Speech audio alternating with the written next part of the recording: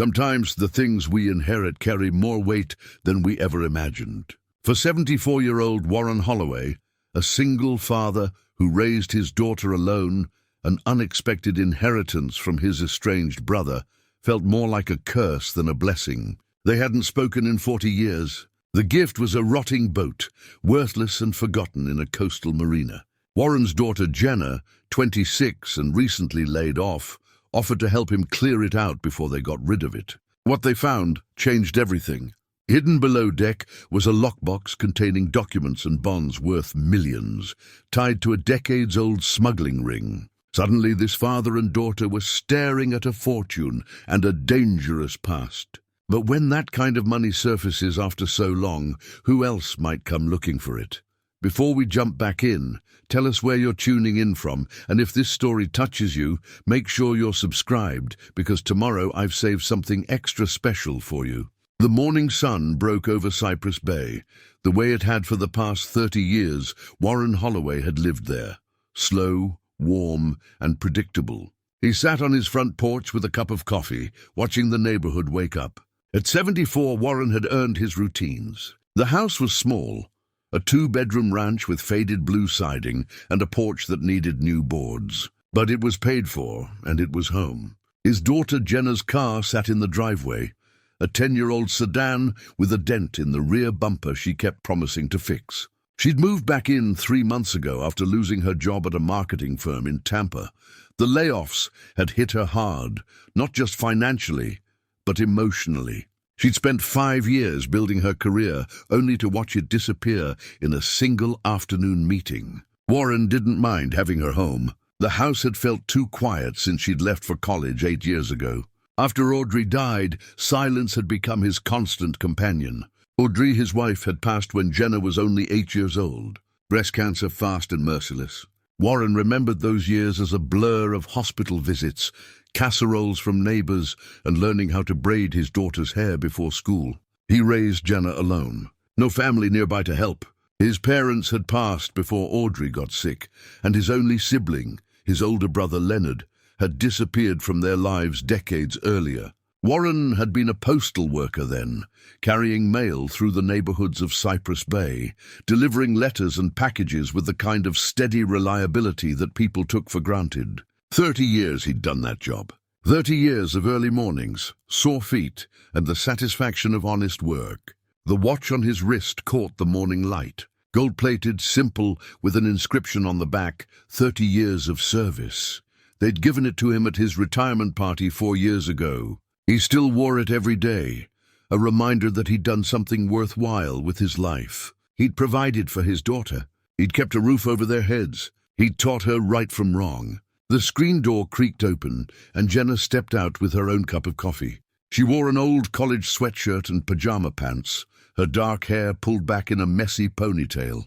She looked tired. The job search wasn't going well. "Couldn't sleep?"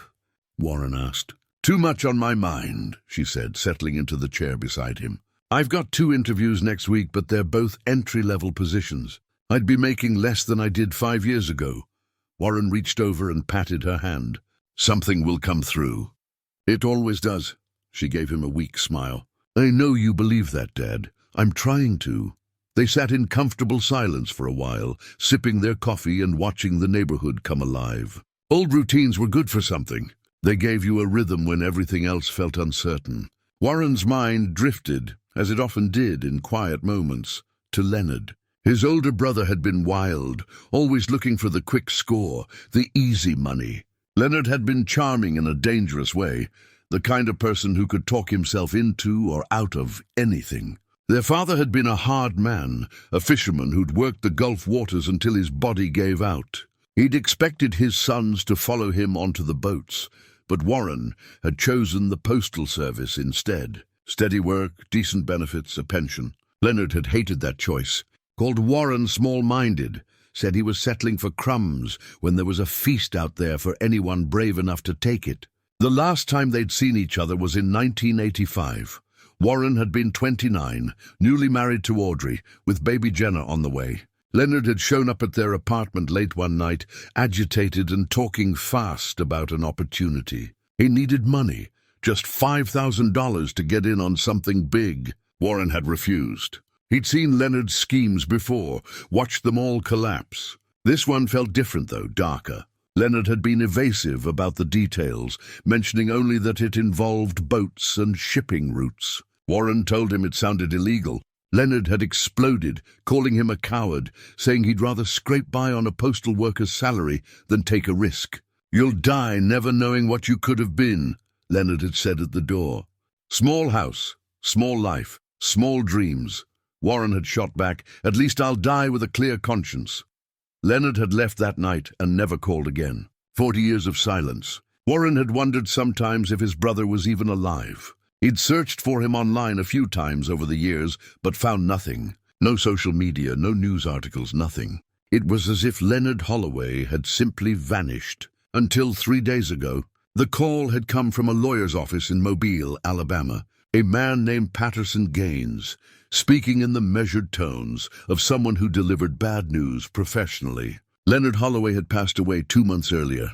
Heart attack, sudden and fatal. He'd been living alone in a small apartment, working odd jobs, no real connections to speak of. In his will, he'd left everything to his younger brother Warren. Everything turned out to be almost nothing. A few $100s in a bank account, some personal effects, and a boat. The boat was dry docked at a marina in Gulf Shores, about 90 miles from Cypress Bay. According to the lawyer, it had been sitting there for over a decade, accumulating storage fees that had eaten into Leonard's meager savings. "You can sign the boat over to the marina to cover the fees," Gaines had suggested. "Most people in your situation do." Warren had almost agreed right there on the phone. But something stopped him. Maybe it was guilt over their last conversation. Maybe it was curiosity about what Leonard's life had become. Or maybe, at 74, he just wanted to see one last piece of his brother before letting him go completely. "I'll come look at it first," Warren had said.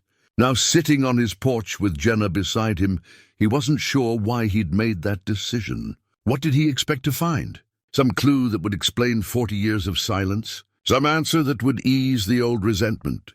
"Tad," Jenna said, breaking into his thoughts. "We should get going soon if we're going to make it to the marina by 10. Warren nodded. She'd offered to come with him when he'd told her about Leonard's death. She'd never met her uncle, had only heard a few scattered stories over the years. But she'd seen the look on Warren's face when he'd hung up with the lawyer, and she'd known he needed company for this. They finished their coffee and went inside to get ready. Warren put on his good jeans and a button-down shirt, the watch secure on his wrist. As he locked the front door behind them, he caught sight of his reflection in the window. An old man with grey hair and weathered skin, carrying the weight of decades and decisions. He wondered what Leonard had looked like at the end. Had the years been kind to him, or had that wild energy burned him out early? Warren would never know. His brother was gone, and all that remained was a rotting boat and 40 years of unanswered questions. They climbed into Jenna's car and headed south toward Gulf Shores.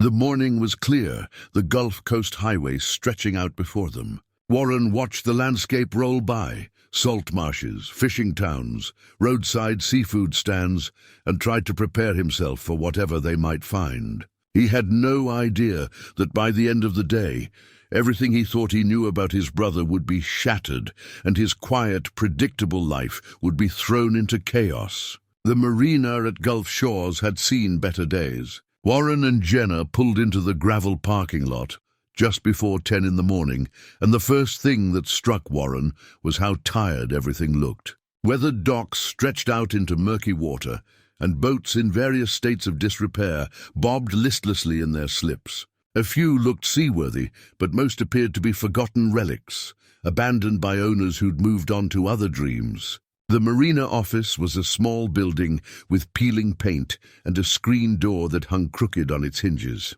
Inside, they found a man in his 60s sitting behind a cluttered desk, working on a crossword puzzle. His name tag read Stewart.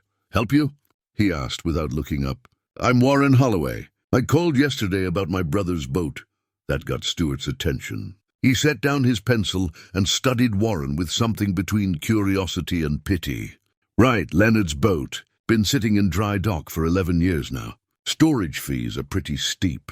"I'd like to see it first," Warren said. Stuart shrugged and grabbed a set of keys from a hook on the wall. "Follow me." They walked through the marina grounds, past stacks of crab traps and coils of rope, toward the dry dock area at the far end of the property. The smell of salt and diesel hung in the air. Seagulls called overhead, circling in the bright morning sky. "Your brother was a strange one," Stuart said as they walked. "Kept to himself, mostly. Paid his fees on time for years, then just stopped coming around. The boat's been sitting ever since." "Did he say why he stopped?" Jenna asked. "Nope, just disappeared. We tried calling, sending letters, nothing.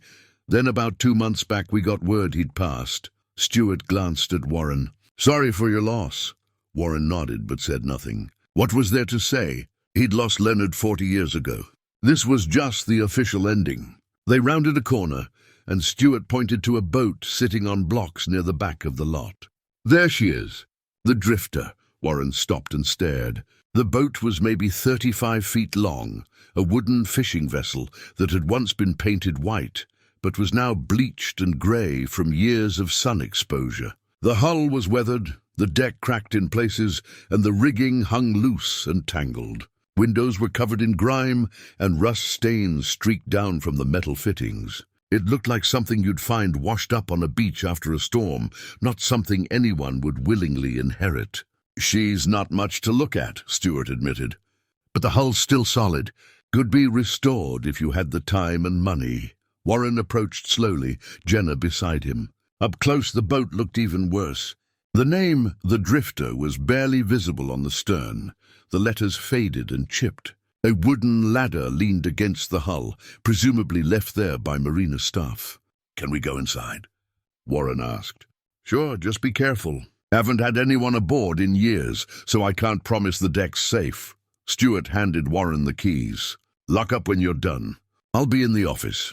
He left them there, his footsteps crunching on gravel as he headed back toward the marina building. Warren and Jenna stood looking at the boat for a long moment. Then Warren climbed the ladder, testing each rung before putting his full weight on it. At the top, he stepped carefully onto the deck. It creaked but held. Jenna followed, more nimble than her father, and they stood together surveying the sad state of Leonard's last possession. The deck was littered with debris, old ropes, broken equipment, leaves and dirt, blown in over the years. The cabin door was locked, and Warren fumbled with the keys until he found the right one. The lock was stiff, but it finally turned with a metallic click. The door swung open with a groan, revealing the dark interior. The smell hit them immediately, musty, stale air that had been trapped inside for over a decade. Warren pulled out his phone and turned on the flashlight. Jenna did the same. The cabin was small and cramped, with a tiny galley kitchen on one side and a navigation station on the other. A narrow hallway led toward what Warren assumed were sleeping quarters. Everything was covered in dust and grime. Cobwebs hung in the corners, and the cushions on the built-in benches were stained and rotting. "This is depressing," Jenna said softly. Warren moved deeper into the cabin, his light sweeping across the space. On the navigation table, he found old charts of the Gulf Coast, yellowed and brittle. There were a few personal items scattered around: a coffee mug, a pair of sunglasses, a deck of cards.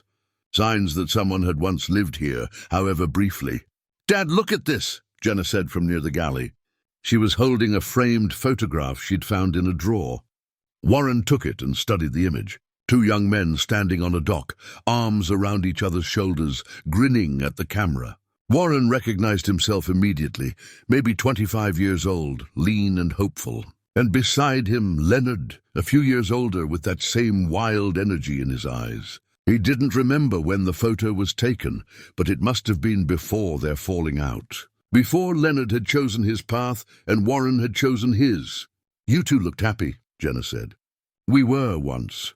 Warren set the photo down gently. "Come on, let's see what else is here." They moved toward the back of the cabin, where a narrow door led to the sleeping quarters. The space was even smaller, just a bunk bed and a tiny closet. More personal effects: clothes still hanging in the closet, work boots on the floor, a flashlight that no longer worked. Jenna knelt down near the bunk and ran her hand along the floor. "Dad, this board feels loose." Warren crouched beside her. She was right. One of the floorboards didn't sit flush with the others. He wedged his fingers into the gap and pulled. The board came up with surprising ease, revealing a dark space beneath. "Shine your light down there," he said. Jenna aimed her phone into the opening. The beam illuminated something metallic, a box covered in rust and grime wedged into the space below the floor. Warren reached down and gripped the box with both hands. It was heavy, maybe 30 pounds. He pulled it up and set it on the bunk. The box was about 2 feet long and a foot wide, made of metal, with a simple latch lock on the front. The rust had eaten away at the corners, but the box itself was still intact. "What is it?" Jenna whispered. "I don't know." Warren tried the latch. It was locked. He looked around and found a toolbox in the closet. Inside was a screwdriver. He wedged it under the latch and pried. The old metal gave way with a crack, and the lid popped open. They both leaned in to see what was inside. The box was lined with plastic bags, sealed tight to protect the contents from moisture. Warren pulled out the first bag and opened it. Inside were documents, old papers, yellowed and brittle, covered in handwriting and official stamps. He spread them out on the bunk. Shipping manifests, bills of lading, dates from the mid-1980s, destinations along the Gulf Coast, Mobile, Biloxi, New Orleans, and cargo descriptions that were vague and cryptic. General merchandise, machine parts, agricultural supplies. Jenna pulled out another bag. This one contained what looked like ledgers, notebooks filled with columns of numbers, dates and abbreviations. Some entries had dollar amounts next to them, ranging from thousands to tens of thousands. "Dad, what was Uncle Leonard involved in?" she asked, her voice tight. Warren didn't answer. He was staring at the third bag, the largest one. Inside were bundles of paper held together with rubber bands that had long since deteriorated. He pulled one bundle out carefully and examined it.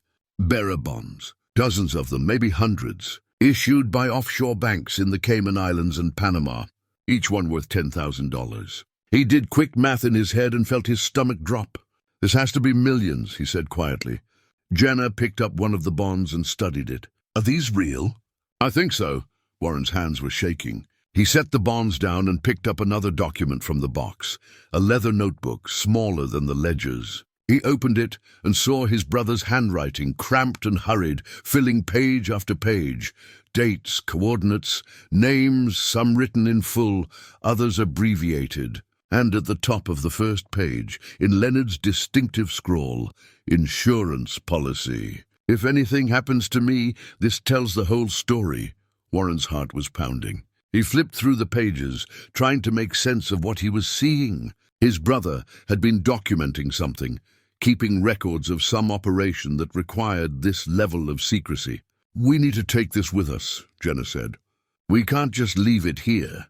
Warren looked at his daughter, saw the mix of fear and excitement in her eyes. She was right, but every instinct in his body was screaming that they were about to step into something dangerous. "Let me think for a minute," he said. But before he could say anything else, they heard footsteps on the deck above them. Heavy, deliberate footsteps, not Stuart's shuffling gait. "Someone else!" Warren and Jenna froze, looking at each other. The footsteps moved across the deck, stopped at the cabin door. A shadow fell across the threshold. Then just as suddenly the footsteps retreated. They heard the ladder creak as someone descended, then silence. Warren moved quickly to the cabin door and looked out. He caught a glimpse of a figure in dark clothes, walking briskly toward the parking lot. A black sedan was parked near the entrance, a car that hadn't been there when they arrived. The sedan's engine started, and it pulled out of the lot, disappearing down the coastal highway. "Who was that?" Jenna asked from behind him. "I don't know." Warren's voice was steady, but his mind was racing. But I think we need to get this box out of here now." They worked quickly, repacking the documents and bonds into the metal box. Warren carried it down the ladder while Jenna locked up the cabin. Stuart was still in his office, apparently oblivious to their visitor. They loaded the box into Jenna's trunk, covered it with a blanket, and climbed into the car. As Jenna started the engine, Warren looked back at the drifter one more time. His brother's boat, his brother's secrets, and now apparently his brother's problems. "What are we going to do?" Jenna asked as they pulled onto the highway. Warren touched the watch on his wrist, the one that marked 30 years of honest work and simple choices. Then he thought about the millions of dollars sitting in the trunk, money that had no good explanation for existing. "First, we're going to figure out what Leonard was involved in," he said. "Then we'll decide what to do about it." But even as he said it, Warren knew their decision had already been made the moment they opened that box. There was no going back now. The secrets of the past had found them, and someone else knew they had them. The question was, who? They drove back to Cypress Bay in tense silence, both of them processing what they'd found. The metal box sat in the trunk like a ticking bomb, and every time Warren glanced in the side mirror, he found himself checking for the black sedan. It never appeared, but that didn't ease the knot in his stomach. When they pulled into Warren's driveway, he made Jenna wait in the car while he checked the house. Everything was exactly as they'd left it. No signs of disturbance, no unfamiliar cars on the street. Still, he felt exposed carrying the box from the trunk to the house, as if invisible eyes were watching their every move. Inside, they cleared off the dining room table and spread out the contents of the box. In the light of his home, surrounded by familiar things, the discovery felt even more surreal. Bearer bonds worth potentially millions of dollars, shipping manifests for cargo that was almost certainly illegal, and Leonard's journal filled with cryptic notes that might explain everything. Jenna opened her laptop and started searching while Warren carefully examined each document. The bonds were issued between 1983 and 1986, all from offshore banks that specialized in untraceable transactions. The kind of banks that asked no questions and kept no meaningful records. "Dad, look at this," Jenna said, turning her laptop so he could see the screen. "I searched for Gulf Coast smuggling in the 1980s.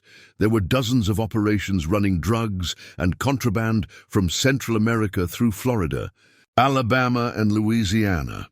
Warren leaned in and read the article she'd pulled up. It detailed a major federal crackdown in 1986 called Operation Gulf Sweep. Over 100 arrests, millions in seized assets, boats confiscated. The operation had been considered one of the most successful anti-smuggling efforts in U.S. history. "Does it mention Leonard?" Warren asked. "No, but look at the dates." She pointed to the screen. The operation went down in September 1986. The last entries in Leonard's ledgers are from August 1986. Warren picked up the leather journal and opened it to the first page. The earliest date was March 1983, around the time Leonard had disappeared from Warren's life. The entries were sparse at first, just coordinates and single-letter abbreviations. But as Warren flipped through the pages, they became more detailed. Names appeared, dollar amounts, and locations all along the Gulf Coast. One name kept appearing more than others, VC. "Jenna, hand me that shipping manifest," Warren said. She passed him the document, and he compared it to an entry in the journal. The dates matched, and so did the coordinates. Leonard had been keeping parallel records, official manifests that listed false cargo, and private notes that documented what was really being moved. Warren sat back in his chair, the weight of understanding settling on him. His brother hadn't just been involved in smuggling. He'd been documenting it, keeping detailed records of every transaction. "Why would he do this?" Jenna asked, reading his expression. "Insurance," Warren said quietly. "That's what he wrote on the first page. If something went wrong, if someone turned on him, he had proof of everything. Proof against who? Warren flipped to a page near the middle of the journal. There, Leonard had written more than usual. A full paragraph describing a meeting in New Orleans. And at the bottom of the entry, underlined 3 times, "VC runs everything. If he goes down, we all go down. But if I go down, I'm taking him with me." "VC," Jenna said. "Who is that?" Warren shook his head. "I don't know." But whoever it is, Leonard was afraid of them. They continued working through the documents for another hour. Jenna searched online for any mention of the names in Leonard's journal, while Warren tried to decipher the abbreviations and codes his brother had used. Some were obvious, dates, amounts, locations. Others were more obscure. A knock at the door made them both jump. Warren walked to the window and peered out. It was Chester Briggs, his neighbor and oldest friend. Chester was 76, a retired electrician who'd lived 3 houses down for as long as Warren had been in Cypress Bay. They'd fished together, shared dinners, watched baseball games. Chester knew Warren better than anyone. Warren opened the door. "Hey, Chester. Saw you got back a while ago," Chester said, his weathered face creasing with concern. "I wanted to check on you. How'd it go with your brother's boat?" "It was fine. Just an old boat like we expected." Chester studied him for a long moment. He had a way of seeing through people, especially Warren. "You sure about that? You look like you've seen a ghost." "I'm just tired." "It was a long drive." "Uh-huh." Chester glanced past Warren into the house, where Jenna was hastily covering the documents on the table with a blanket they kept on the couch. "Everything all right in there?" "Everything's fine," Warren said, perhaps too quickly. "Jenna and I are just sorting through some of Leonard's personal effects." Chester nodded slowly. "All right.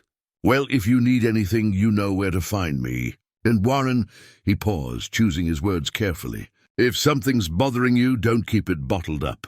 I've known you long enough to see when something's wrong. I appreciate that. Chester, really, I just need some time to process everything." After Chester left, Warren locked the door and returned to the dining room. Jenna had uncovered the documents again and was staring at her laptop screen with wide eyes. "Dad, I think I found something." Warren moved behind her to look at the screen. She'd pulled up a news article from 1987, a year after Operation Gulf Sweep. The headline read, "Suspected Smuggling Kingpin Still at Large." The article detailed how federal agents believed the leader of the largest Gulf Coast smuggling operation had escaped capture during the raids. They had testimony from arrested smugglers about a man who'd orchestrated everything but had never been directly involved in any single transaction. A ghost who gave orders through intermediaries and kept himself insulated from the actual operations. The suspected kingpin's name, Vincent Caruso. "VC," Warren said softly. Jenna scrolled down to a grainy photograph accompanying the article. It showed a man in his 40s, dark hair, strong jaw, expensive suit. The photo had been taken from a distance, apparently without his knowledge. The caption read, "Vincent Caruso, photographed in 1985, current whereabouts unknown." "There's more," Jenna said. She clicked to another article, this one from 1995. After Operation Gulf Sweep, Caruso disappeared. Some people think he's dead. Others believe he's living under a different identity, maybe in Mexico or Central America. The FBI officially closed the case in 2001 for lack of evidence.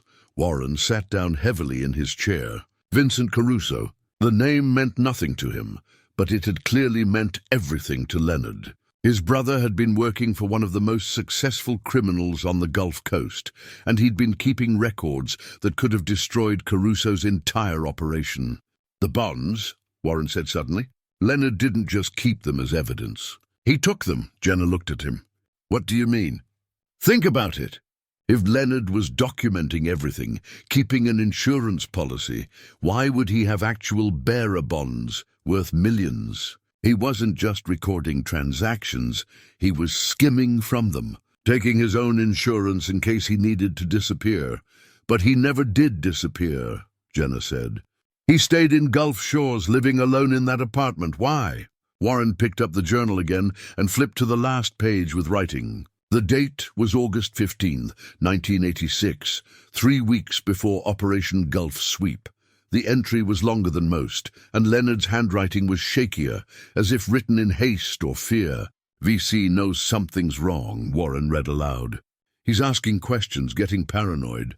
I can't run yet. If I do, he'll know it was me who talked. But I can't stay much longer either. If the feds move in, I need to be ready.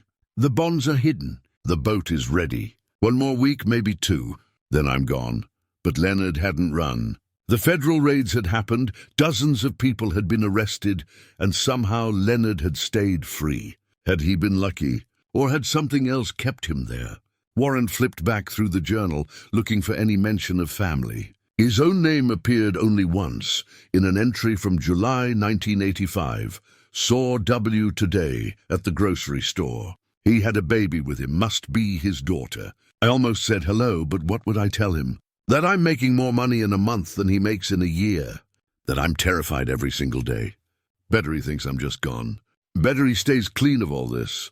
Warren's throat tightened. Leonard had seen him with baby Jenna and had deliberately stayed away. Not out of anger, but out of protection. He was trying to keep us safe, Warren said. Jenna reached over and squeezed his hand. We need to figure out what to do with all this. The bonds, the documents, everything. We need a lawyer, Warren said. Someone who can tell us what the legal implications are. Do you know anyone? Warren thought for a moment. Sylvia Brennan. She used to be a defense attorney before she retired. Our families went to the same church years ago. If anyone can give us honest advice, it's her. Should we tell her everything? Not everything, not yet. But we need to understand what we're dealing with. They spent the rest of the afternoon photographing every document, creating digital backups that Jenna stored in multiple cloud accounts. The originals went back into the metal box, which Warren hid in his bedroom closet behind a stack of old tax returns. It wasn't a great hiding place, but it was better than leaving everything on the dining room table. As the sun set, Warren stood at his kitchen window and watched the street. Everything looked normal. Chester was watering his garden. The family across the street was unloading groceries. Kids rode bicycles on the sidewalk. But Warren couldn't shake the feeling that something had changed. That invisible line between his quiet life and something dangerous had already been crossed. His phone buzzed with a text from Sylvia Brennan, responding to the message he'd sent earlier.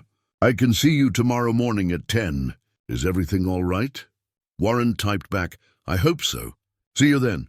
That night he barely slept. Every sound outside made him tense. Every car that passed seemed to slow down as it went by his house. He kept thinking about the black sedan at the marina, the footsteps on the drifter's deck, the shadow that had appeared and vanished. Someone knew they'd found Leonard's secrets. And whoever it was, they were watching Sylvia. Brennan's office was in a converted Victorian house near downtown Cypress Bay. She'd retired from active practice 5 years ago, but still kept the office for consulting work and the occasional client who needed her expertise. Warren had called ahead, keeping his explanation vague, just that he needed advice about an inheritance matter. Jenna insisted on coming with him. They arrived at 10 sharp and found Sylvia waiting in her book-lined office, a woman in her early 70s with silver hair and sharp eyes that missed nothing. Warren, it's been too long, she said, rising to shake his hand. And this must be Jenna. I remember when you were just a little girl. They settled into the worn leather chairs across from her desk. Sylvia poured them coffee from a carafe and waited, her hands folded patiently. Warren had rehearsed what he would say, but now that the moment had arrived, the words felt inadequate. My brother Leonard passed away recently. We went to look at a boat he left me, and we found something unexpected. What kind of something? Sylvia asked. Documents, financial instruments, bearer bonds worth potentially several $1 million. Sylvia's expression didn't change, but Warren saw her posture shift slightly. I see. And these bonds, do you have any idea where they came from? We think they might be connected to illegal activities from the 1980s, smuggling operations along the Gulf Coast. Are you asking me if you can keep them? Warren shook his head. I'm asking you what happens if we report them. What happens if we don't? What the legal implications are either way. Sylvia leaned back in her chair, considering. Bearer bonds are interesting instruments. They belong to whoever physically possesses them. There's no registration, no record of ownership. That's why they've been largely phased out. Too easy to use for money laundering and tax evasion. So they're not traceable? Jenna asked. The bonds themselves aren't. But if they're connected to criminal activity, that's a different matter. If your brother obtained them through illegal means, they could be considered proceeds of crime, which means they could be seized by law enforcement, even after all this time, Warren asked. There's no statute of limitations on forfeiture for criminal proceeds. However, she paused, choosing her words carefully. If you can demonstrate that you inherited these bonds in good faith, without knowledge of their origin, you might have a claim to them, or at least to a portion of them. What about a reward? Jenna asked. If we turn them over to the authorities, would we get anything? Possibly. The government does offer rewards for information leading to the recovery of stolen or illegal assets. But it's not guaranteed, and the process can take years. Warren pulled out a folder he'd brought with him. Inside was a single document, a yellowed newspaper clipping he'd found tucked into Leonard's journal. He handed it to Sylvia. The clipping was from the Mobile Register, dated October 1986. The headline read, "Operation Gulf Sweep Nets Record Seizures." The article detailed the federal crackdown on smuggling operations, listing the boats seized, the arrests made, and the estimated value of confiscated goods. Sylvia read it carefully, then looked up at Warren. "Your brother was involved in this?" "We think so. He kept detailed records, shipping manifests, ledgers, names, dates. And these bonds, we think he might have been skimming from the operation." "Did his name appear in any of the arrests or court records?" "No. As far as we can tell, he was never charged with anything." Sylvia set the clipping down and studied Warren for a long moment. "Let me be very direct with you. If your brother had evidence about this operation, evidence that could have been useful to prosecutors, and he kept it hidden for nearly 40 years, that raises serious questions. Questions about why he didn't come forward, what he was protecting, and who else might be interested in that information." "Someone followed us," Jenna said quietly. "At the marina where we found everything, we saw someone watching us, and then they drove away in a black sedan." Sylvia's expression grew more serious. "Have you noticed anything else? Anyone asking questions about your brother?" "Not yet," Warren said. "But we only found this 2 days ago.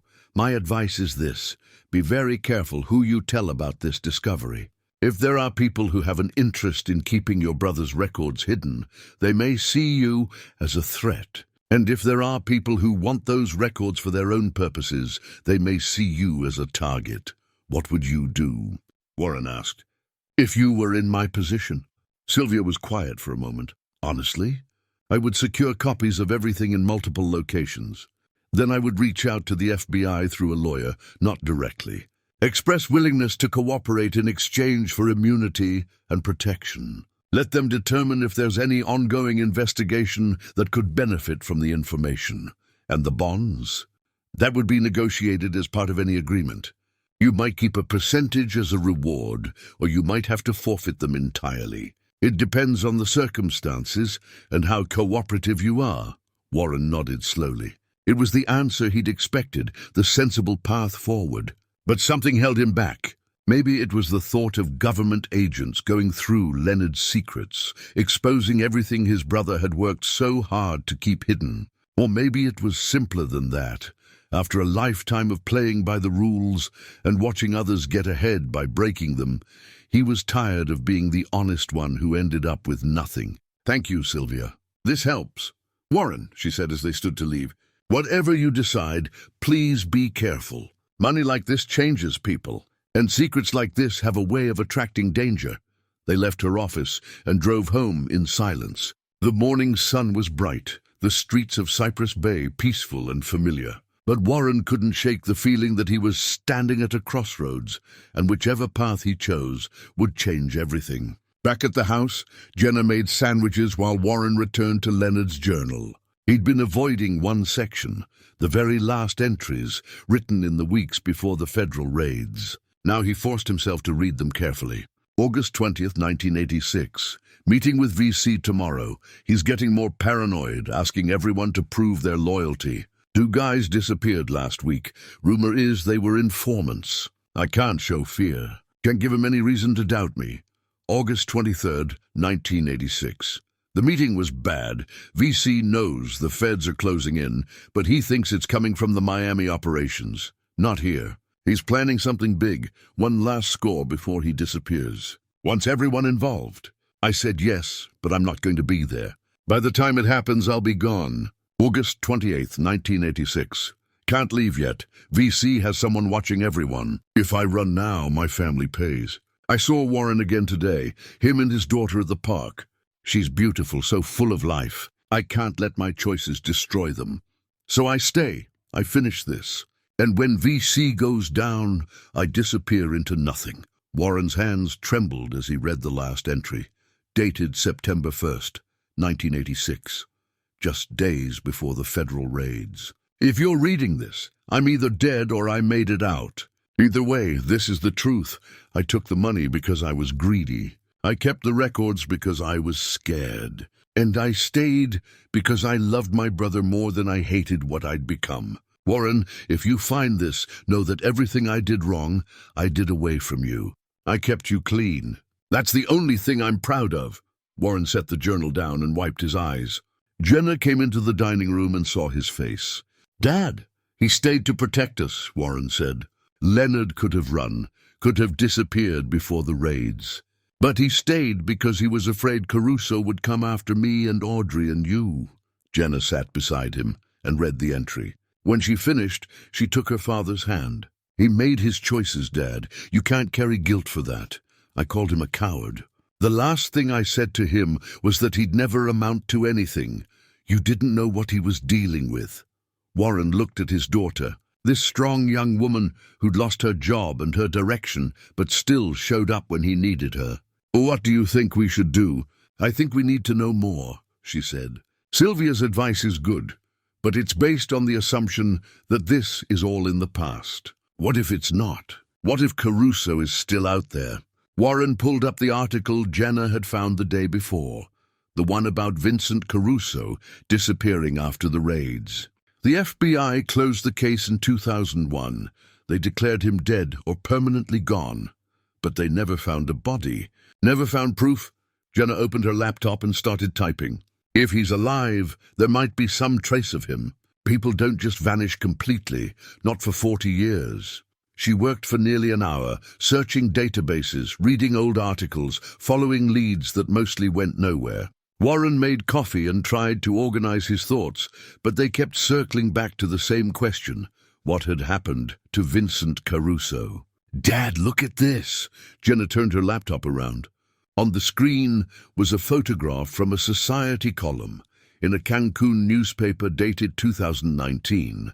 The article was in Spanish, but the photo showed a group of wealthy-looking men at a charity golf tournament. One of the men, identified in the caption as Victor Crane, businessman, looked remarkably similar to the grainy 1985 photo of Vincent Caruso.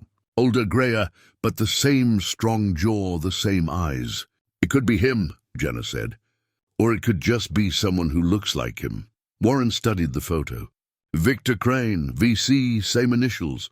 I found 3 more photos of him in Mexican society pages over the past 10 years. He keeps a low profile, but he's definitely real. And if this is Caruso, then he's alive, Warren finished. And he might know about Leonard's records. They sat in silence, the implications settling over them like a weight. If Caruso was alive, he'd spent 40 years building a new life. The last thing he'd want is evidence from his old life surfacing now. Warren's phone buzzed. An unknown number. He almost didn't answer, but something made him pick up. Hello? Silence on the other end. Then, after a long pause, a voice, male, distorted, as if speaking through some kind of electronic modifier. You found something that doesn't belong to you. Warren's blood ran cold. Who is this? Someone who's been waiting a long time. Put everything back where you found it. Forget you ever saw it. Or your daughter pays for your curiosity. The line went dead. Warren sat frozen, the phone still pressed to his ear. Jenna saw his expression, and her face went pale. Dad, what happened? He told her about the call. About the threat. When he finished, they both sat in stunned silence. Someone knew. Not just that they'd found the box, but that they'd brought it home. Someone was watching them right now. Warren stood and went to the window, carefully looking out at the street. Everything appeared normal. But somewhere out there, someone was waiting. We need help, Jenna said. Warren nodded. But who could they trust? The police? The FBI? Sylvia had warned them about approaching authorities directly, and now there was a direct threat against Jenna.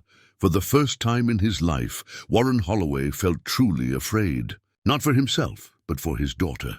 Leonard had kept his secrets hidden to protect his family. Now those secrets had found Warren anyway, and he had no idea how to keep Jenna safe. Outside, a black sedan drove slowly past the house. The same sedan from the marina. They were running out of time.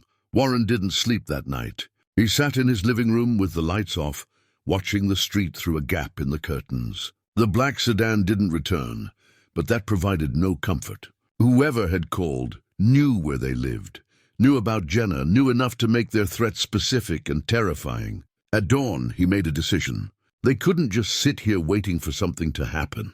They needed to understand what Leonard had been involved in, and that meant following the trail his brother had left in the journal. When Jenna came downstairs, she found Warren at the dining room table with a map of the Gulf Coast spread out in front of him. He'd marked the coordinates from Leonard's journal with red dots. "What are you doing?" she asked, pouring herself coffee. "Trying to understand the pattern. These coordinates, they're not random. They're specific locations Leonard visited or documented between 1983 and 1986. Jenna sat beside him and studied the map. The red dots clustered along the coast from Texas to Florida, with concentrations around New Orleans, Mobile, and several smaller ports. "You think there's something at these locations?" "Maybe.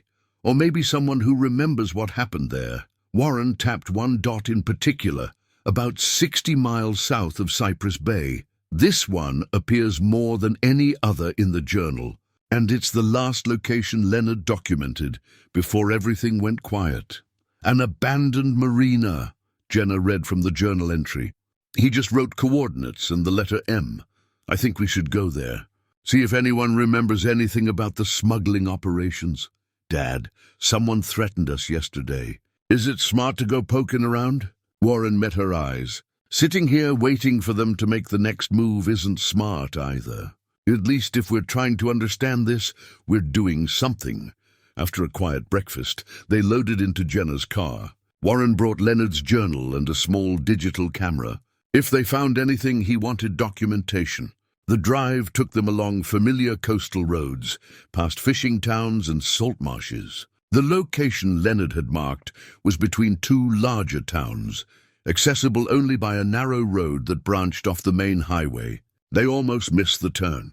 The road led them through a stretch of scrubland and twisted live oaks draped with Spanish moss. After 2 miles, they saw buildings ahead, weathered structures that looked like they'd been abandoned for years. The marina had once been a working facility. Warren could see the remains of docks jutting into a murky inlet, pilings rotted and listing at odd angles. A main building sat near the water, its windows broken, walls stained with mildew. Smaller sheds dotted the property, their roofs caved in or missing entirely. They parked near the main building and got out. The air smelled of salt and decay. Seabirds called from somewhere in the marsh, but otherwise the place was silent. "Cheerful," Jenna said, looking around. Warren approached the main building carefully. The door hung open, swinging slightly in the breeze. Inside, the space had been gutted, either by vandals or salvagers. Broken furniture lay scattered across the floor, and graffiti covered the walls. But there was also older debris. Warren found papers behind a collapsed filing cabinet, invoices and receipts from the 1980s, too faded to read. A calendar on the wall was frozen on July 1986, its pages yellowed and brittle. "This place was definitely operational when Leonard was documenting it," Warren said. They explored the other buildings, finding similar scenes of decay. In one shed, Warren discovered a stack of old life preservers with Neptune's Rest Marina printed on them. At least now they had a name. "Someone's coming," Jenna said sharply. Warren turned and saw a truck approaching on the access road, a battered pickup that looked as old as the marina itself. It pulled up beside Jenna's car, and an elderly man climbed out. He was thin, deeply tanned, wearing overalls and a fishing cap. He regarded them with obvious suspicion. "This is private property," he said. "I apologize," Warren said, walking toward him with his hands visible and non-threatening. "We didn't see any signs. My name is Warren Holloway. This is my daughter, Jenna. Still private property. Don't matter if there's signs.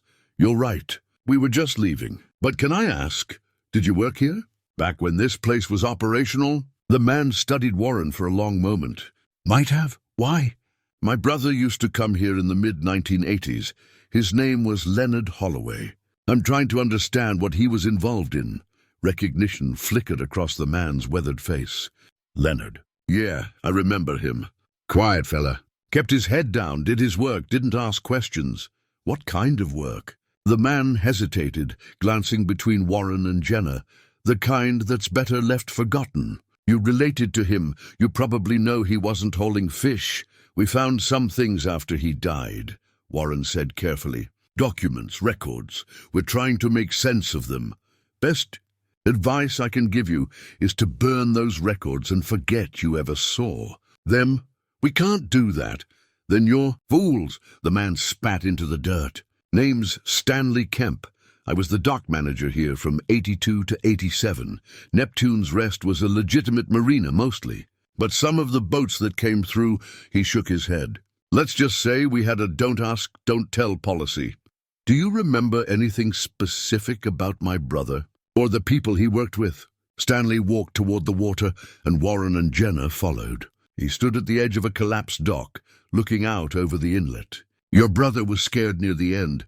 I could see it in his eyes. He'd show up to move cargo, barely say 2 words, then disappear again. Last time I saw him was maybe August of 86. He told me if anyone came asking about him, to say I never heard the name. Did anyone come asking? Feds came through after the big bust. Arrested half the people who worked here. But they didn't ask about Leonard specifically. Far as I know, he got away clean. What about Vincent Caruso? Jenna asked. Stanley's expression hardened. You know that name. You know you're playing with fire. Was he involved with this marina? Caruso owned this marina through shell companies and frontmen, but it was his. He ran the whole operation from Texas to Florida. Dozens of boats, hundreds of people. And your brother worked for him directly. Warren felt his stomach drop. What does that mean, directly? It means Leonard wasn't just a courier or a muscle. He was one of Caruso's trusted people. Handled sensitive shipments, kept records, managed logistics. If Caruso needed something done quiet and done right, Leonard was one of the guys he called. Then why wasn't Leonard arrested when the feds came through? Stanley turned to face them.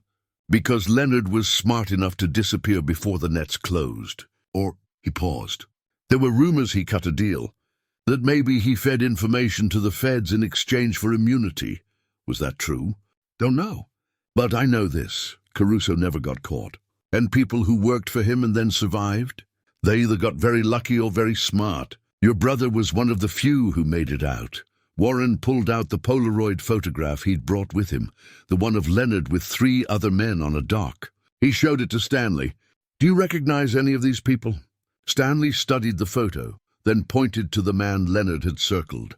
That's Caruso, probably taken right here at this marina based on the background. And these other 2, he pointed to the other men.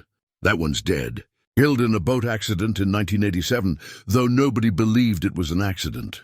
And that one, he tapped the last face. That's Graham Pierce. He was Caruso's right hand. Handled enforcement, if you know what I mean. Is he still alive? Far as I know. Last I heard, he was living somewhere in Louisiana. Running a legitimate business these days, or so he claims.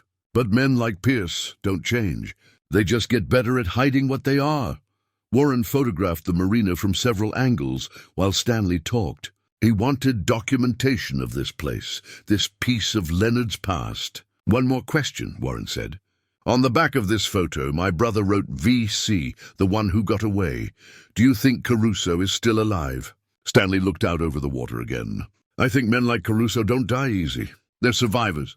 And if he is alive, he's spent 40 years making sure nobody can touch him. If you've got evidence that could change that, you need to be very careful who you trust. Why are you telling us this?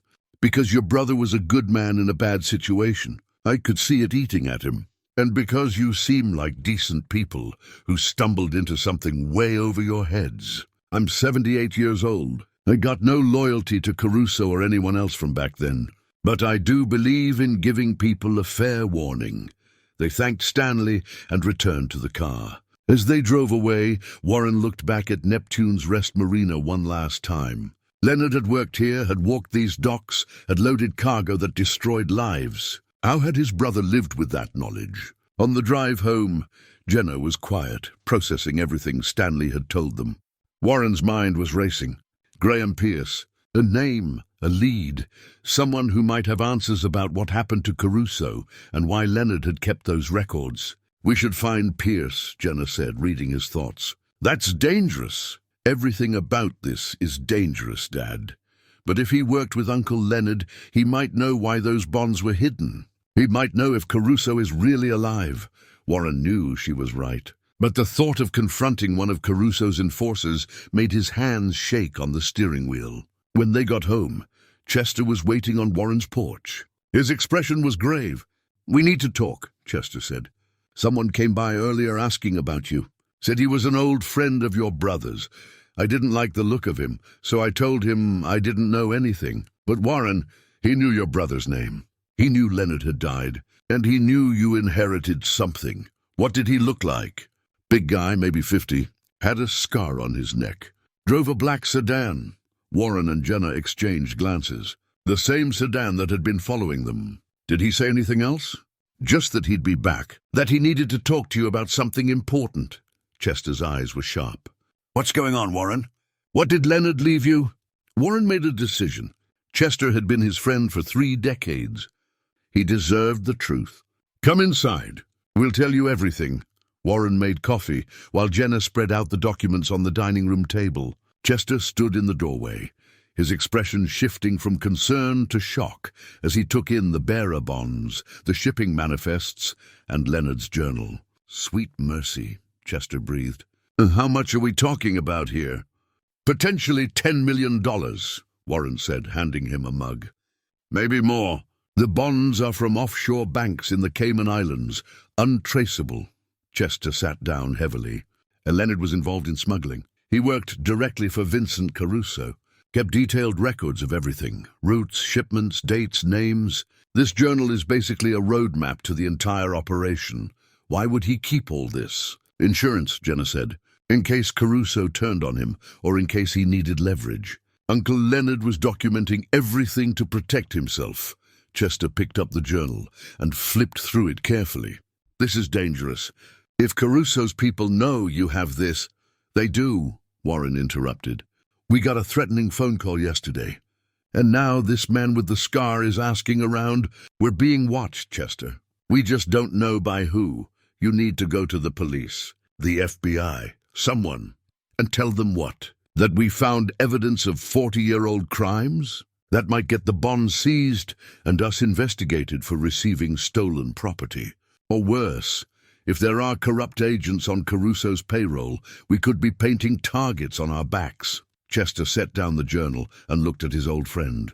"So what are you going to do?" Warren had been asking himself that question since they'd found the lockbox. Every option seemed to lead to danger or disappointment. Keep the bonds and risk criminal charges. Turn them over and risk retaliation. Run and abandon everything he'd built here. "We're trying to find out if Caruso is still alive," Jenna said. "We think he might be living in Mexico under a different name. If we can confirm that, maybe we can use the evidence as leverage, either to protect ourselves or to negotiate some kind of deal." "That's a lot of maybes," Chester said. "You have a better idea?" Chester was quiet for a moment.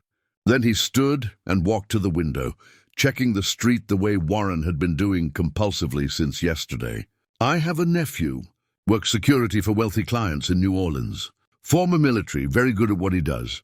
If you're serious about digging deeper into this, you need protection. Real protection, not just an old man keeping watch." "We can't afford private security," Warren said.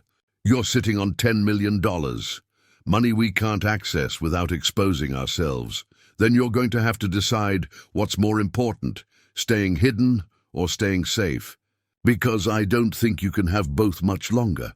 After Chester left, promising to call his nephew anyway, Warren returned to Leonard's journal. He'd been avoiding the VHS tape he'd found in the storage unit, the one labeled Insurance 1986. They didn't have a VCR in the house anymore, but he knew where to find one. "Come on," he said to Jenna, "we're going to the library."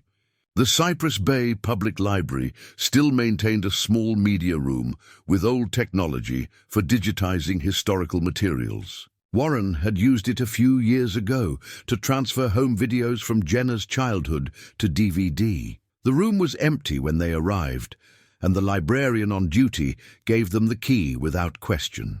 Warren set up the VCR and slid in the tape. The screen flickered to black and white static, then resolved into a grainy image. The timestamp in the corner read August 28, 1986, 3 days before Leonard's last journal entry. The video showed the interior of a boat cabin at night. Poor lighting, shaky camera work, as if Leonard had been filming secretly. Voices in the background muffled at first, then clearer as someone entered the frame. Vincent Caruso, older than the newspaper photos, but unmistakably the same man. Strong jaw, dark eyes, expensive watch catching the dim light. He was talking to someone off camera, presumably Leonard. "You're nervous," Caruso said. "I can see it. Everyone's nervous right now, and that makes me nervous. When people get nervous, they make mistakes. Or worse, they make deals." "I'm not nervous," Leonard's voice came from behind the camera. "Just being careful. Careful is good, but paranoid is dangerous. You know what happens to paranoid people? They start seeing threats everywhere. They start thinking about protecting themselves instead of protecting the family. I'm loyal to the family." Caruso moved closer to the camera. "I know you are. You've always been one of my best. Smart, reliable, discreet. That's why I'm trusting you with something important." He pulled out a folder and set it on the table, visible in the frame. "These are the routes for the next 6 months. Every location, every contact, every shipment. I'm consolidating operations. After the feds finish their little crusade, we'll be the only ones left standing. But that means everyone needs to be absolutely reliable. Can I count on you?" "Of course." Leonard's voice was steady, but Warren could hear the fear underneath. "Good. Because if anyone talks, if anyone even thinks about cooperating with the feds—" Caruso leaned even closer, his face filling the frame. "I don't just go after them. I go after everyone they love. Their wives, their children, their brothers, everyone. Do we understand each other?" "We understand each other." "Excellent." Caruso straightened up and smiled. It was a cold smile, devoid of warmth. "Then we're going to be fine. Just keep doing what you're doing, and when this all blows over, you'll be rewarded. Men who stay loyal to me don't have to worry about anything." The video cut out abruptly. Warren and Jenna sat in stunned silence. The threat had been clear, direct, and specifically mentioned brothers. Leonard had been filming this as evidence, as insurance, and as proof that he'd been trapped. If he'd run, Caruso would have come after Warren. If he'd cooperated with the feds, Caruso would have come after Warren. The only option was to stay, ride out the storm, and hope to survive. "He stayed because of you," Jenna said softly. "He stayed to keep you safe." Warren's eyes burned. For 40 years, he'd thought Leonard was a coward who'd run away from his responsibilities. But the truth was far more complicated. His brother had been trying to protect him, even at the cost of his own freedom and peace of mind. "We need to make copies of this tape," Warren said. "Multiple copies, stored in different locations." They spent the next hour digitizing the video, creating files that Jenna uploaded to several cloud storage accounts under fake names. They also made 2 DVD copies, one that Warren would keep and one that would go to Chester for safekeeping. As they were finishing, Jenna's phone buzzed with a search alert she'd set up. "Dad, look at this." She showed him an article from a Louisiana news website. Local businessman Graham Pierce announced his retirement from Pierce Marine Supply, a company he's owned for 35 years. Pierce, 67, said he plans to spend more time with family and focus on charitable work. The article included a photo. Graham Pierce, older and grayer than in Leonard's Polaroid, but still recognizable. The same hard eyes, the same stern expression. "The article says his business is in Terrebonne Parish," Jenna said. "That's only about 2 hours from here. We can't just show up at his business and start asking questions." "Why not?" "He's retiring. Maybe he's ready to talk about the past. And we have leverage. We have proof of his involvement with Caruso." Warren studied the photo. Graham Pierce had been Caruso's enforcer, the man who'd handled the dirty work. Approaching him could be suicidal, but it could also be the key to understanding what happened to Caruso and why someone was threatening them now. "We need to be smart about this," Warren said. "If we're going to approach Pierce, we need backup. We need a plan. And we need leverage. That evening, Chester returned with news. His nephew, Devon Reed, was willing to help. He'd be in Cypress Bay by tomorrow afternoon. In the meantime, he'd given Chester advice. Vary their routines, stay in public places, and document anyone who seemed to be following them. Warren also received an unexpected call. Agent Cordelia Nash from the FBI wanted to meet with him. She said she was investigating historical cases related to Gulf Coast smuggling operations and had some questions about Leonard Holloway. How did she know to contact me? Warren asked Chester after explaining the call. Someone must have flagged your brother's name in their system. Maybe when you went to the marina or when you contacted the lawyer about the inheritance. Should I meet with her? That depends. Do you trust the FBI? Warren thought about Caruso's threat on the video, about how he had people everywhere, including law enforcement. I don't know who to trust. Then don't meet with her alone. And don't tell her about the bonds or the journal until you know she's legitimate. That night, Warren couldn't sleep again. He kept replaying the video in his mind, seeing Caruso's cold smile, hearing the threat against family members. Leonard had lived with that fear for decades. No wonder he'd never reached out, never tried to reconcile. He'd been carrying the weight of that threat every single day. At 3 a.m, Warren's phone buzzed. A text from an unknown number. You're running out of time. 3 days to return what you found, or your daughter disappears. This is your only warning. Warren's blood ran cold. He immediately went to Jenna's room and knocked softly. She opened the door, bleary-eyed. Pack a bag, he said. We're leaving. What? Why? He showed her the text. Her face went pale. Where are we going? Somewhere safe. Until we figure this out, we can't stay here. They threw clothes and essentials into bags. Warren grabbed the metal lockbox from his closet, along with all the copied documents. As they were loading the car, Chester appeared on his porch. Where are you going? Warren showed him the text. Chester's jaw tightened. My sister has a cabin in the Smoky Mountains. Nobody knows about it. It's not even in her name. Take the keys, go there. I'll hold down the fort here and wait for Devon. Chester, I can't ask you to... You're not asking. I'm offering. You're my family, Warren. You and Jenna both. Now go, before whoever sent that text decides to make good on it. Warren took the keys with shaking hands. As they drove out of Cypress Bay in the pre-dawn darkness, he looked back at the town that had been his home for 3 decades. He'd thought he'd live out his days here, in peace and quiet, watching his daughter build her own life. But Leonard's secrets had found them, and now they were running, just like Leonard had wanted to run 40 years ago. The difference was, Warren had no intention of running forever. Somehow, some way, he was going to end this, for Leonard's memory, for Jenna's safety, and for the chance to reclaim the quiet life someone had stolen from them. The cabin was 3 hours north, tucked into the foothills of the Smoky Mountains. They arrived as the sun was rising, casting long shadows through the pine trees. The place was small but well-maintained. Chester's sister used it for weekend getaways. Warren had been here once before, years ago, for a fishing trip.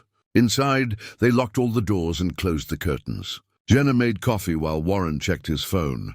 Chester had texted, Devon arrives this afternoon. We'll fill him in. Stay put and stay safe. Warren set the metal lockbox on the cabin's kitchen table and sat down heavily. His hands were still shaking from the adrenaline of their escape. At 74, he'd thought his days of running from danger were something that happened to other people, in other lives. We can't hide forever, Jenna said, setting a mug in front of him.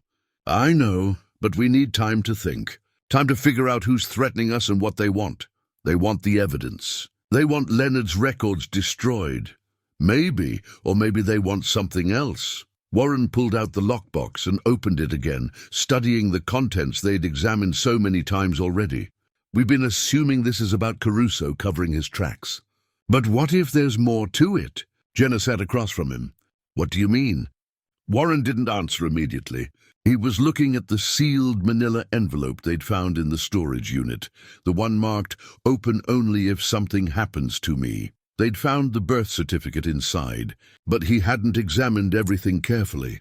He opened the envelope again and pulled out all the contents. The birth certificate for Leonard Holloway, Jr., born April 15th, 1984. Hospital records from a clinic in Baton Rouge.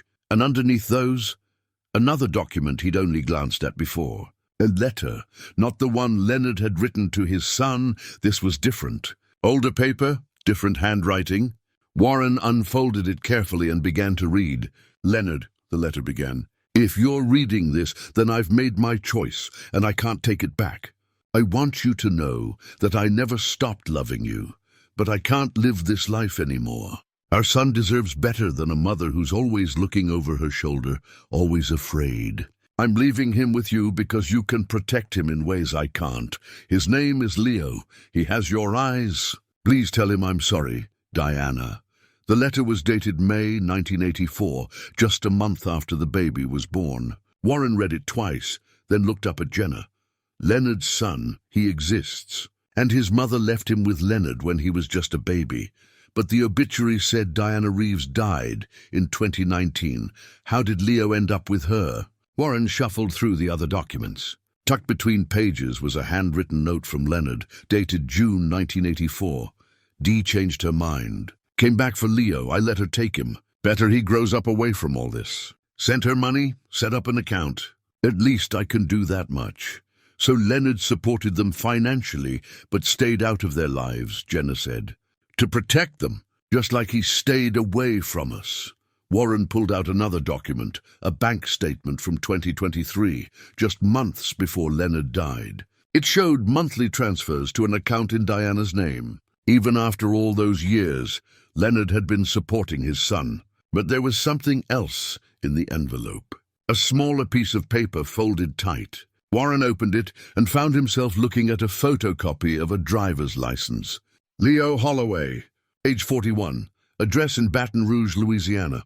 And in the photo, a man with Leonard's eyes and strong features. But something else, too. A hardness, a wariness that spoke of a difficult life. "There's writing on the back," Jenna said. Warren flipped the paper over. In Leonard's shaky handwriting. "If something happens to me, trust Leo. He knows more than you think. He's been watching over me. Over you too, Warren." "I asked him to." Warren's mind raced. "Leo has been watching us." "The man at the marina," Jenna said suddenly. "The one in the black sedan. What if that wasn't one of Caruso's people? What if that was Leo?" Warren thought back to that moment at the marina, the footsteps on the deck, the shadow at the cabin door, the figure walking quickly away. They'd assumed it was hostile surveillance, but what if it had been something else? What if Leonard's son had been checking on them, making sure they were safe? "The phone call," Warren said. The threatening call with the distorted voice. "We assumed it was Caruso's people, but what if we were wrong?" He pulled out his phone and looked at the text he'd received early this morning. "You're running out of time. 3 days to return what you found, or your daughter disappears." Read one way, it was a threat. Read another way. What if it's a warning? Jenna said, following his thoughts. What if Leo is trying to tell us that someone else is coming, and we need to hide the evidence before they arrive? Warren stood and paced the small kitchen.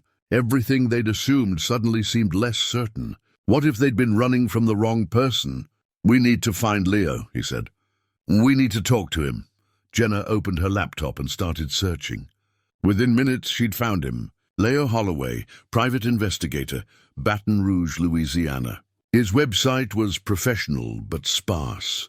A photo that matched the driver's license, a brief bio mentioning military service and experience in security consulting, and a contact form. "Should I message him?" Jenna asked. Warren thought for a moment, then nodded. "Tell him we're Warren and Jenna Holloway. Tell him we found Leonard's boat and we need to talk. Give him this number." Jenna typed the message and hit send. They waited in tense silence. 5 minutes later, Warren's phone rang. "Unknown number," he answered. "Hello? Warren Holloway?" The voice was male, direct, with a slight southern accent. "This is Leo Holloway." "I'm your nephew." Warren's breath caught. "Leonard's son." "That's right. I've been trying to keep you safe, but you keep making it harder. The black sedan at the marina, that was me.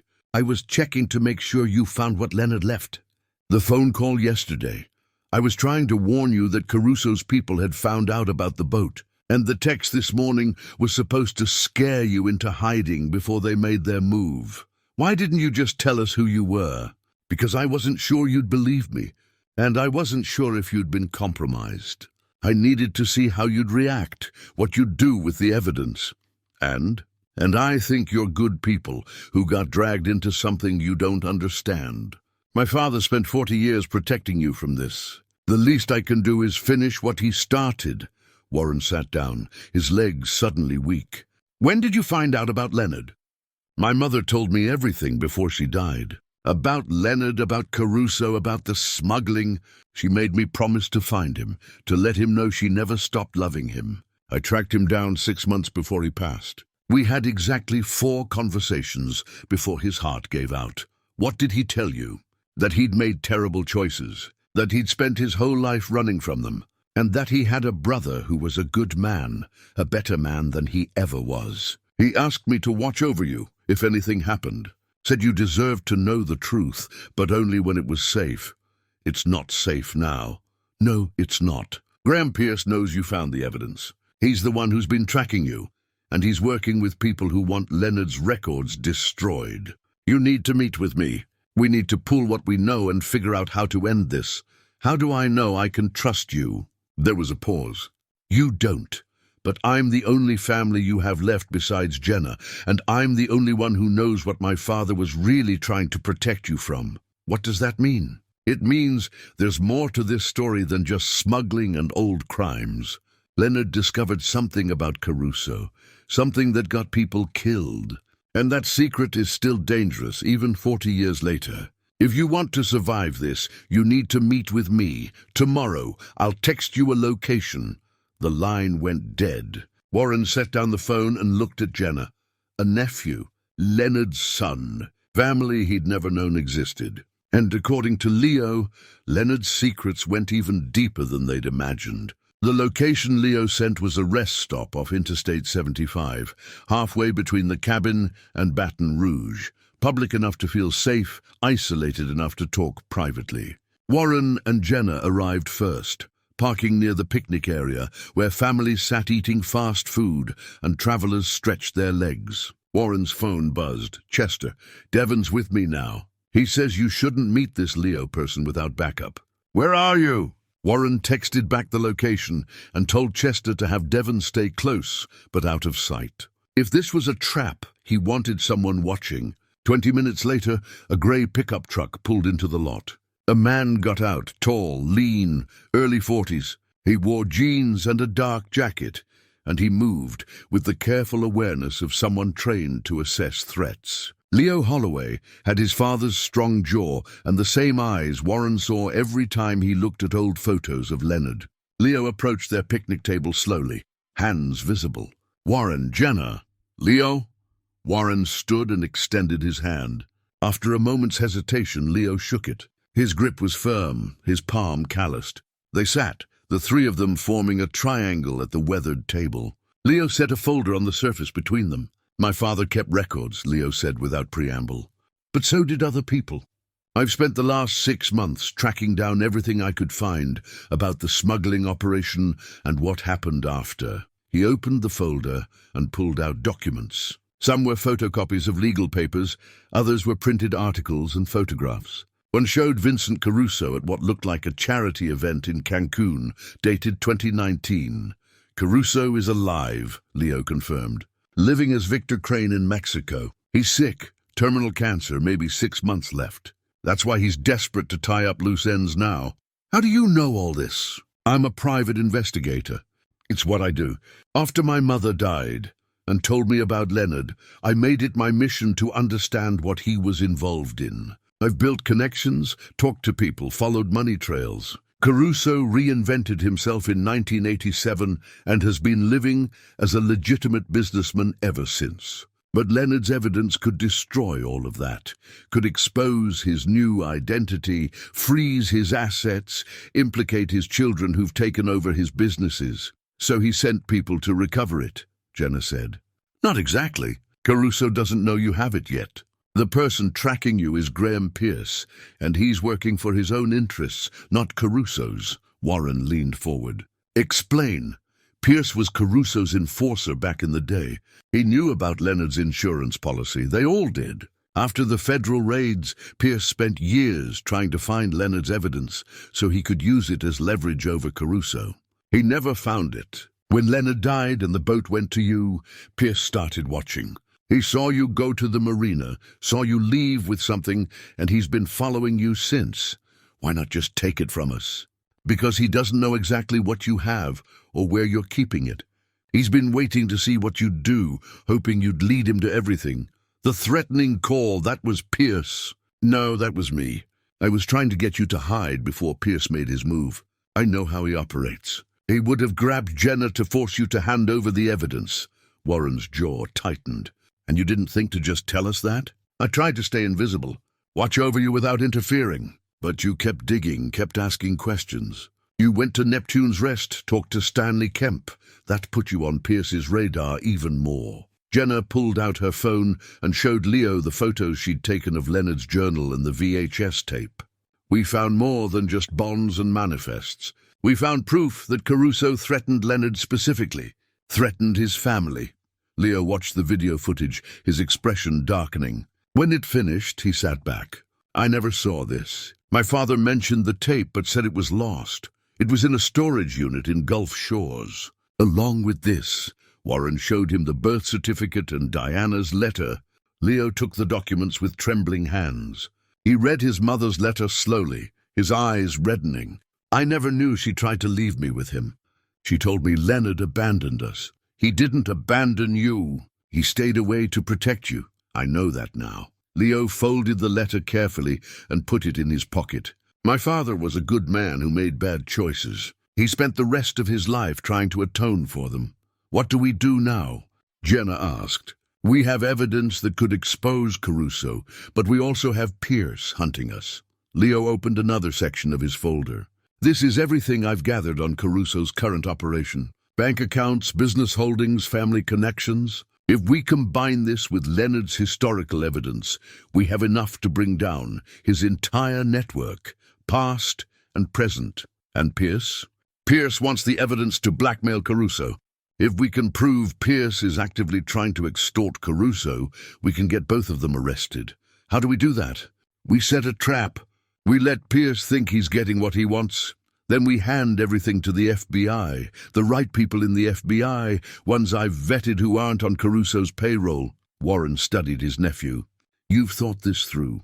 I've thought about nothing else for 6 months. My father died carrying this weight. I'm not going to let his sacrifice be for nothing. A car pulled into the rest stop, a black sedan. Warren tensed, but Leo put a hand on his arm. That's Devon, Chester's nephew. I called him earlier and told him to meet us here. We're going to need his help. Devon Reed was in his mid-30s, military bearing, alert eyes that constantly scanned their surroundings. He shook hands with everyone and listened as Leo explained the plan. We need 48 hours, Leo said. We document everything, prepare copies, set up dead man's switches, automatic releases of the information if anything happens to any of us. Then we contact Pierce and tell him we're ready to make a deal. When he shows up to collect the evidence, we record everything. That gives us proof of extortion. And if something goes wrong? Warren asked. That's what Devon's for. And I have 2 other associates who owe me favors. We'll have eyes on the meeting location from multiple angles. Where do we do this? Leo pulled out a map. The old marina, Neptune's Rest. It's isolated, it has multiple escape routes, and it's appropriate. It's where this all started. Warren looked at the map. Then at his nephew, his daughter, and Devon. 48 hours ago, he'd been a retired postal worker living a quiet life. Now he was planning what amounted to a sting operation against dangerous criminals. All right, he said. Let's end this. For Leonard, Leo nodded. For my father. The next 48 hours passed in a blur of preparation. They returned to the cabin where Leo set up his equipment, laptops, cameras, communication devices. Devon brought in 2 associates, Kira, a former Army intelligence officer, and Marcus, who specialized in electronic surveillance. Warren watched them work with a mixture of awe and anxiety. These people moved with purpose and precision, transforming the cabin into a tactical operations center. Meanwhile, Jenna worked with Leo to organize all of Leonard's evidence into a comprehensive digital package. We have enough here to put Caruso away for the rest of his natural life, Leo said, reviewing the files. The bonds, the manifests, the journal, the video, it all connects. And with my research on his current operations, we can freeze his assets and expose his new identity. Have you contacted the FBI? Warren asked.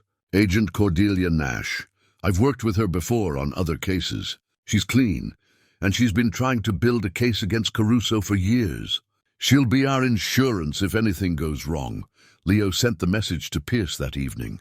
Simple and direct. I have what you're looking for. Leonard Holloway's complete records. Meet me at Neptune's Rest Marina tomorrow at midnight.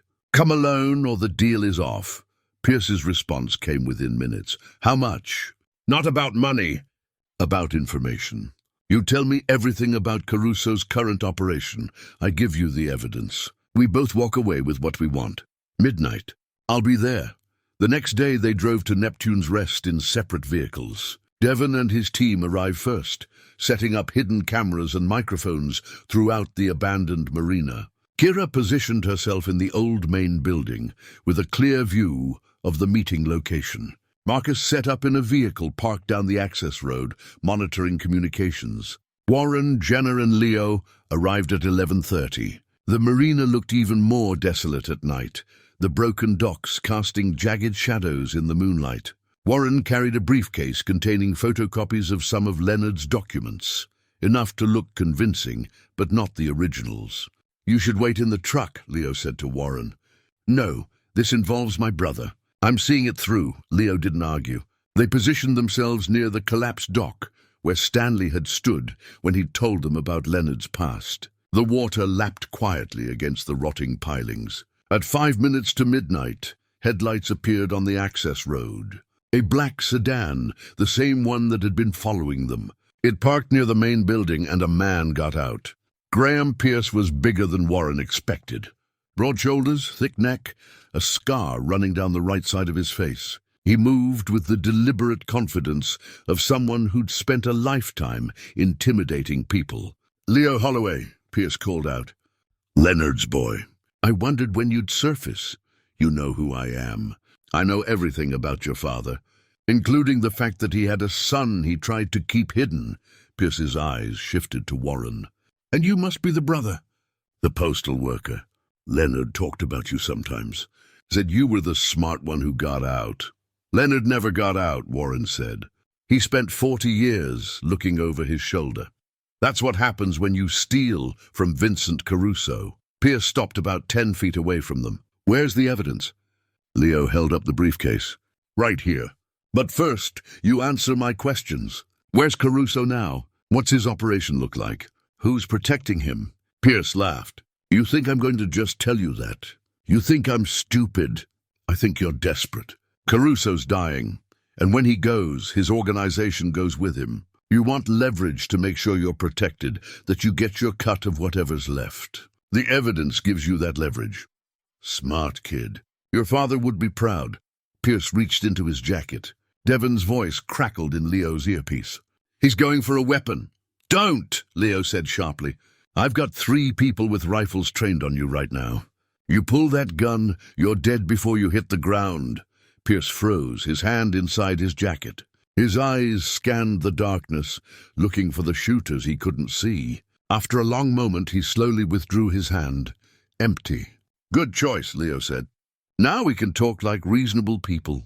There's nothing reasonable about this situation.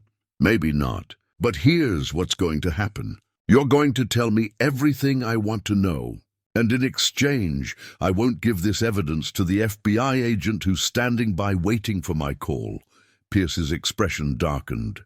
You're bluffing. Leo pulled out his phone and showed Pierce a text conversation with Agent Nash. Am I? The big man's shoulders sagged slightly. He'd been outmaneuvered and he knew it. What do you want to know? Everything, starting with where Caruso is right now and how to find him. Pierce looked at Warren, then back at Leo. You have no idea what you're getting into. Caruso doesn't just disappear because you have evidence. He has people, resources, connections that go deeper than you can imagine. Then you better start explaining, Leo said. Because at midnight, this conversation gets recorded as evidence. And everything you say becomes part of the official record. Pierce glanced at his watch. Midnight exactly. The trap had been sprung. Pierce stood in the moonlight weighing his options. Warren could see the calculation in his eyes. The man was trying to find an angle, a way to turn this situation to his advantage. "All right," Pierce said finally. "But you need to understand something first. Caruso isn't the biggest problem anymore." "What do you mean?" Leo asked. "I mean the people protecting him are worse than he ever was. His son, Victor Crane Jr., runs the legitimate businesses in Mexico. But his daughter, Isabella, she's the one who inherited her father's instincts. She's been consolidating power, preparing for when the old man dies. And she knows about Leonard's evidence." Warren felt his blood run cold. "How?" "Because I told her. 3 days ago. I thought I could make a deal. Help her recover the evidence in exchange for a cut of the inheritance. But Isabella doesn't make deals. She makes problems disappear." "So you led her right to us," Jenna said, her voice tight with anger. "I didn't know she'd move this fast. I thought I had time to—" The sound of approaching vehicles cut him off. Multiple engines, coming fast up the access road. Warren turned and saw headlights. 3 SUVs moving in formation. "That's her," Pierce said, backing away. "I'm sorry." "I didn't think—" "Everybody move!" Devon's voice exploded in Leo's earpiece. "We've got 6 hostiles, armed and advancing. Fall back to the main building." Leo grabbed Warren's arm and pulled him toward cover. Jenna was already running. Pierce sprinted in the opposite direction toward his sedan. He made it 5 steps before gunfire erupted from the lead SUV. Pierce went down hard, clutching his leg. Warren dove behind a stack of old crab traps as bullets tore through the night air. He could hear Leo returning fire, could see muzzle flashes from where Kira had positioned herself in the main building. The marina had transformed into a war zone. "Dad!" Jenna's voice, terrified, from somewhere behind him. "Stay down!" Warren shouted. He crawled toward her, voice staying low, his heart hammering. At 74, he'd never imagined he'd be dodging bullets. Leo was speaking rapidly into his radio, coordinating with Devon's team. Marcus cut off their exit route. Kira, suppressing fire on the lead vehicle. "Devon, get Warren and Jenna to the extraction point." Devon appeared beside Warren, moving in a crouch. "Come on, we're leaving now." "What about Leo?" "He can handle himself." "You're the priority." Devon led them away from the firefight, through the marsh grass, toward where they'd hidden a backup vehicle. Warren's lungs burned, his legs screaming with effort. Jenna stayed close beside him, her hand gripping his arm. Behind them, the shooting intensified. Warren heard glass shattering, metal pinging, someone shouting in Spanish. Then an explosion, one of the SUVs going up in flames, illuminating the entire marina in orange light. They reached the backup vehicle, a nondescript van Devon had positioned a quarter-mile away. Inside, Marcus was already at the wheel, the engine running. "Go, go!" Devon shouted, slamming the door. The van lurched forward, tires spinning in the dirt. Warren looked back through the rear window and saw the marina lit up like a battlefield. Tracer fire cut through the darkness. Another explosion rocked one of the buildings. "Leo," Warren said, "we can't just leave him." "He's got an exit strategy," Devon said, his voice calm despite the chaos. "Trust me, that man's been in worse situations." Marcus drove fast, taking back roads away from the marina. After 20 minutes, Devon's radio crackled to life. "Devon, this is Leo. I'm clear. Kira's with me. We're heading to the alternate rally point." Relief flooded through Warren. Thank God. "What about Pierce?" Jenna asked. "He took a round to the leg." Leo's voice came through the radio. "We got him out. He's hurt but alive."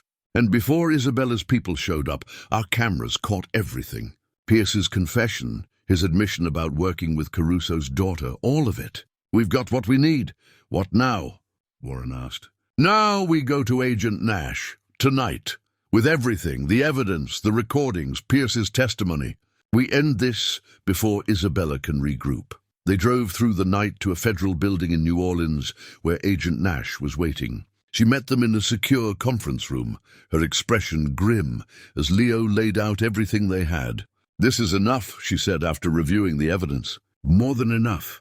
We can move on Caruso's operations immediately. And Isabella Crane just committed multiple federal crimes on U.S. soil. She's done. Warren sat back in his chair, exhausted. It was 3 a.m. He'd been awake for over 24 hours, had been shot at, and had run farther than he'd run in decades. But it was finally over. What happens to the bonds? Jenna asked. Agent Nash looked at her thoughtfully. That's complicated. But given your cooperation and the risks you've taken, I think we can work something out. 6 months had passed since that night at Neptune's Rest Marina. Warren stood on the dock at Cypress Bay, watching the morning sun paint the water gold. The town hadn't changed. Same rhythm, same faces, same quiet predictability he'd always loved. But he had changed. The weight he'd carried since finding Leonard's secrets had lifted, replaced by something he hadn't expected: peace. The FBI had moved swiftly. Vincent Caruso, living as Victor Crane in Mexico, had been extradited to face decades-old charges. His daughter Isabella was awaiting trial for attempted murder and racketeering. Graham Pierce, recovering from his gunshot wound, had agreed to testify in exchange for a reduced sentence. The entire network Leonard had documented was finally being dismantled. Agent Nash had been true to her word about the bonds. After months of legal wrangling, the court had awarded Warren and Jenna a reward of $1.5 million for their cooperation. Not the full $10 million, but more than enough to change their lives. Jenna had used her share to pay off her student loans and start a non-profit organization helping families affected by crime. She'd found her purpose in transforming her trauma into something meaningful. Warren saw her every week, watched her rebuild her confidence and her future. As for Warren, he'd kept most of his money in safe investments. He'd taken one trip, though, to Baton Rouge, to visit the cemetery where Leonard was buried. He'd stood at his brother's grave and finally said the words he should have said 40 years ago: "I forgive you." "And I'm sorry." Footsteps on the dock made Warren turn. Leo Holloway approached carrying 2 cups of coffee. Warren's nephew, family he'd never known existed, had become a regular presence in his life. They met for coffee every Sunday, slowly building the relationship Leonard had wanted for them. "Thought I'd find you here," Leo said, handing Warren a cup. "Can't break old habits." "I've been coming to this dock for 30 years. They stood together in comfortable silence, watching boats bob in their slips. Leo had moved to Cypress Bay permanently, setting up a small private investigation office downtown. He said he wanted to be close to family. Warren suspected it was more than that. Leo was building the life his father never could, rooted in one place instead of running. "I got a letter yesterday," Leo said. "From the prison." "Pierce wrote to me." "What did he say?" "That my father saved his life that night at the marina. Apparently, after Pierce went down, it was Leonard's evidence that convinced Isabella's people to retreat. They realized we had everything recorded, that killing us would only make things worse. Pierce said he owed my father a debt he could never repay. Your father spent his whole life protecting people, even people like Pierce. I'm starting to understand that." Leo pulled something from his pocket, a small medallion on a chain. "Found this in my father's belongings. Saint Christopher, patron saint of travelers. I think he wore it because he was always running, always moving, never really home anywhere." Warren recognized it. He'd seen Leonard wearing that medallion in old photographs before everything went wrong. "He'd want you to have it," Warren said. "I know, but I think you should wear it for a while. You're the one who finally brought him home, in a way. You finished what he couldn't." Warren took the medallion and fastened it around his neck. The metal was warm against his chest, carrying the weight of his brother's memory. A car pulled up in the marina parking lot. Jenna got out, waving. She'd driven down from Tampa, where she'd been meeting with potential donors for her non-profit. She joined them on the dock, completing the picture. 3 generations of Holloways, connected by tragedy, but choosing connection over bitterness. "Chester wants to know if you're all coming to dinner tonight," Jenna said. "He's making his famous gumbo." "Wouldn't miss it," Leo said. Warren smiled. This was his life now. Family dinners, Sunday coffee, quiet mornings on the dock. The money sat in the bank, barely touched. He didn't need much. He had what mattered: his daughter, his nephew, his friends, and his peace. Later that afternoon, Warren and Leo drove to the marina in Gulf Shores. The drifter sat in dry dock, but it didn't look the same. Over the past 6 months, they'd been restoring it together. New paint, repaired deck, rebuilt engine. They'd renamed it Second Chances. Today was the day they'd put it back in the water. As the crane lifted the boat and slowly lowered it into the Gulf, Warren felt something release in his chest. This boat had carried Leonard's secrets, his crimes and his regrets. Now it would carry something else, a new beginning. The boat settled into the water, floating steady and true. Warren and Leo climbed aboard, and together they took it out for its maiden voyage. As they sailed into the afternoon sun, Warren touched the St. Christopher medallion and thought about his brother. Leonard had spent 40 years running from his past. But in the end, his secrets had led Warren to discover what truly mattered: family, forgiveness, and the courage to face the truth. The boat cut through the water smoothly, heading toward open sea. Warren stood at the helm with Leo beside him, and for the first time in longer than he could remember, he felt truly free.